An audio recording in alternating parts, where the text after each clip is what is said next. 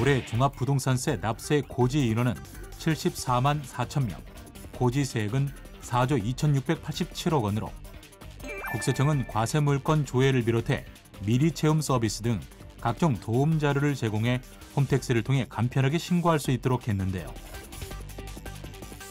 이 밖에도 보유세 부담 변화에 대한 국민들의 궁금증 해소를 위해 향후 과세 연도까지 간이세액 계산이 가능하도록 종합부동산세 간이세액 계산 프로그램을 개선해 홈택스에 게재했습니다.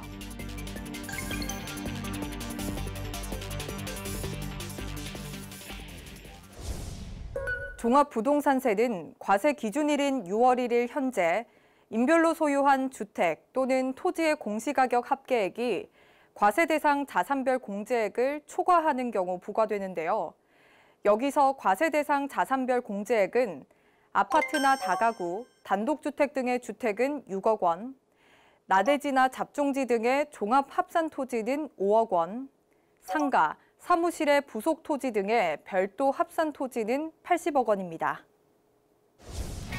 종합부동산세 과세 기준이 되는 공시가격은 매년 1월 1일을 기준으로 국토교통부 장관과 시장, 군수, 구청장이 공시하는 가격으로 공시가격은 국토교통부 또는 부동산 소재지 관할 시, 군, 구청 홈페이지에서 확인 가능한데요. 종합부동산세가 과세된 물건에 대한 명세는 홈택스를 통해 직접 조회할 수 있으며 홈택스 사용이 어려운 경우 관할 세무서에 요청하면 물건 정보를 제공받을 수 있습니다. 만약 종합부동산세 고지 내용이 사실과 다르거나 납세자가 신고를 원하는 경우에는 납세 고지서와 관계없이 종합부동산세 납부 기간 동안 자진 신고, 납부할 수 있는데요. 또한 당초 합산 배제 신고를 하지 못한 납세자도 합산 배제 내용을 반영해 종합부동산세 신고가 가능합니다. 다만 자진 신고한 세액이 법적 요건에 부합하지 않는 경우 가산세를 납부해야 하는 만큼 법에서 정한 요건을 상세히 확인한 후 성실하게 신고해야 합니다. 이 밖에도 종합부동산세 납부할 세액이 250만 원을 초과하는 경우 분납할 수 있는데요. 분납 기간은 납부 기한으로부터 6개월까지이며 분납 기간 동안에는 이자 상당액이 가산되지 않습니다. 한편 국세청은 종합부동산세 납부 대상자의 부담을 줄이기 위해 2019년부터 분납 대상자와 분납 기간을 확대했는데요. 특히 올해부터는 관할 세무서 신청뿐만 아니라 홈택스와 모바일 홈택스에서도 간편하게 분납 신청할 수 있으며 홈택스에서는 납부서 출력도 가능합니다.